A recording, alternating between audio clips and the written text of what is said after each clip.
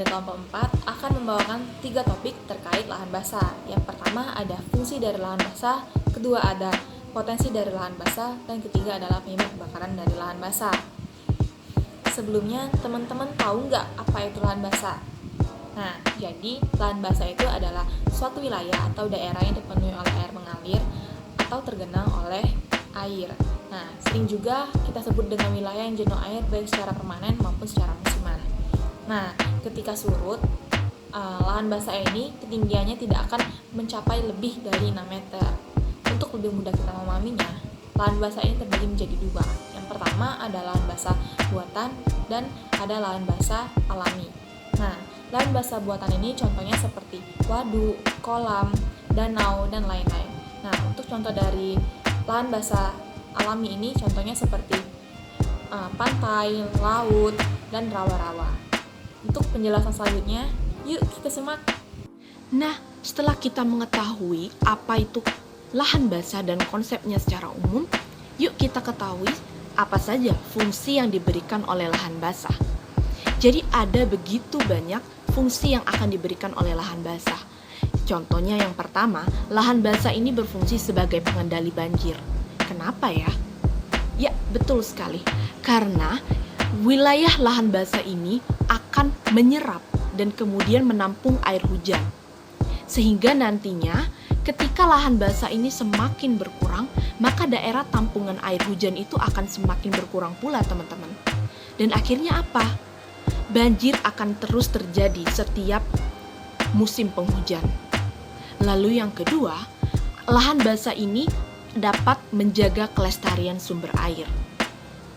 Ketika lahan basah ini menyerap air, maka sebagian airnya itu akan terserap di dalam tanah dan akhirnya dapat menjadi cadangan air tanah. Lalu sebagiannya lagi akan mengalir ke sumber air lainnya seperti sungai, danau, rawa-rawa, dan ini akan menjadi cadangan sumber air bagi sumber air lainnya. Sehingga hal inilah yang dapat memberikan manfaat bagi makhluk hidup yang hidup di sekitar lahan basah tersebut. Nah, lalu yang ketiga, lahan basah ini akan berfungsi sebagai penyejuk udara. Kenapa ya bisa seperti itu? Ya, karena lahan basah ini, air yang menguap dari lahan basah tersebut akan menyeimbangkan udara yang ada di sekitarnya. Sehingga membuat suhu yang ada di atas tanah lahan basah ini menjadi jauh lebih rendah dibandingkan dengan kawasan di sekitarnya. Sehingga teman-teman, ketika lahan basah ini semakin berkurang, maka hal ini akan memicu terjadinya peningkatan suhu di sekitar lahan tersebut.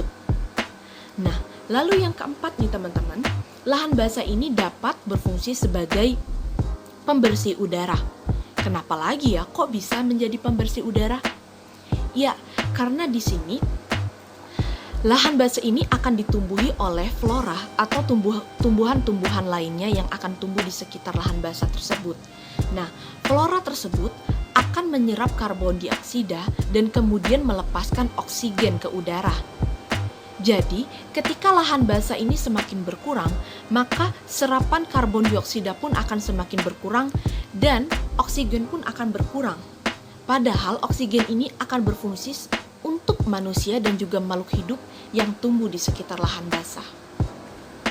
Lalu yang kelima, lahan basah ini dapat melestarikan keanekaragaman hayati. Sudah pasti nih teman-teman, di lahan basah ini karena dia mengandung air yang sangat banyak, maka akan banyak flora dan juga fauna yang tumbuh di sana. Dan mereka akan membentuk sebuah ekosistem sehingga mereka akan mempengaruhi satu sama lain. Nah, disinilah akan timbul keanekaragaman flora dan fauna, sehingga ketika kita merusak dari lahan basah ini dan juga lahan basah semakin berkurang, maka kita pun akan turut andil dalam berkurangnya keanekaragaman hayati, teman-teman. Lalu yang terakhir nih teman-teman, atau yang keenam, lahan basah ini dapat berfungsi sebagai tempat rekreasi dan juga pendidikan. Kenapa ya? Jadi teman-teman, seperti yang terjadi di Indralaya misalnya. Indralaya ini memiliki begitu banyak lahan basah. Nah, lahan di sini mereka fungsikan sebagai tempat rekreasi Di sana dapat dijadikan tempat untuk piknik dan juga tempat-tempat rekreasi dan juga pendidikan bagi sekolah-sekolah yang ingin mempelajari lebih dalam terkait keanekaragaman hayati di lahan basah dan juga fungsi dari lahan basah tersebut. Nah, dari lahan basah ini, maka teman-teman sudah tahu kan bahwa lahan basah ini memiliki begitu banyak fungsi dan juga manfaat bagi kehidupan kita. Selain yang sudah dijelaskan oleh teman saya tadi, ternyata lahan basah juga mempunyai fungsi sebagai penyedia air. Tentunya setiap hari kita menggunakan air, baik itu untuk minum, untuk mencuci, untuk mandi, ataupun kebutuhan lainnya. Ternyata jika kita mampu mengelola lahan basah dengan baik, lahan basah itu bisa menjadi penyedia air bersih bagi kehidupan. Selanjutnya, lahan basah juga berfungsi untuk menyimpan karbon. Di bumi ini ada banyak sekali karbon yang dihasilkan karena aktivitas manusia. Ternyata lahan basah mampu menyerap karbon yang telah dihasilkan oleh kegiatan manusia ini sehingga mengurangi emisi karbon yang ada di bumi. Terakhir, lahan basah juga bisa menjadi penyedia makanan yang berlimpah untuk kita jika kita bisa menjaga dan mengelola lahan basah itu dengan baik, seperti menjadikan lahan basah sebagai pertanian ataupun budaya, sehingga lahan basah bermanfaat untuk keanekaragaman hayati ataupun untuk sumber makanan bagi kita. Lahan basah memiliki potensi yang menguntungkan dan juga bermanfaat bagi masyarakat. Salah satunya yaitu untuk lahan pertanian. Lahan pertanian yang cocok untuk wilayah lahan basah ialah tanaman yang bisa hidup di area yang jenuh air seperti padi, sagu, dan juga sayur-sayuran seperti kangkung dan genjer, serta masih ada banyak lagi. Nah, untuk potensi selanjutnya yaitu industri perikanan. Keanekaragaman hayati di wilayah lahan basah itu sangat banyak dan juga sangat luas. Nah, masyarakat bisa memanfaatkan untuk membuat tambak-tambak untuk budidaya ikan. Selanjutnya, lahan basah juga berpotensi untuk tempat berkembangbiaknya hewan-hewan ternak. Lalu, lahan basah juga berpotensi untuk menjadi area permukiman atau perumahan. Seperti yang kita ketahui, semakin meningkatnya jumlah penduduk akan meningkatkan kebutuhan akan perumahan. Nah, lahan basah ini bisa menjadi salah satu potensi untuk pembukaan area permukiman. Lalu, lahan basah juga berpotensi untuk tempat rekreasi, yang dimana bisa menarik wisatawan dan membuka peluang usaha bagi masyarakat sekitar. Oke, baiklah, saya akan melanjutkan penjelasan tentang penyebab kebakaran hutan dan lahan gambut. Jadi, umumnya di Indonesia itu sendiri, kebakaran hutan itu 99,9% itu disebabkan oleh olah manusia itu sendiri, baik yang disengaja maupun tidak sengaja.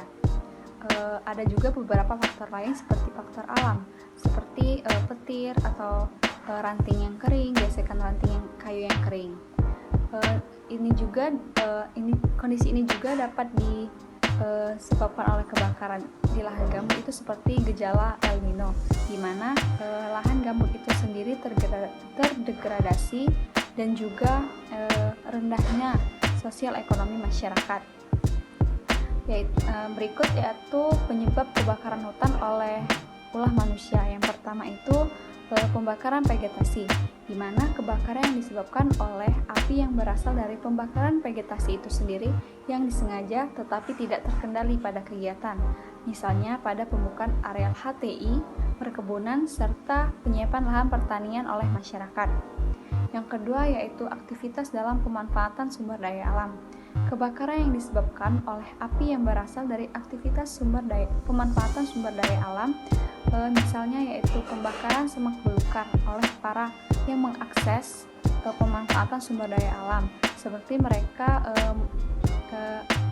seperti para penebang pohon liar. Juga mereka keteledoran dalam memadamkan api yang dapat menimbulkan kebakaran. Yang ketiga yaitu penguasaan lahan, di mana api ini juga sering digunakan oleh masyarakat lokal untuk memperoleh kembali hak-hak mereka dalam atas hak lahan itu sendiri.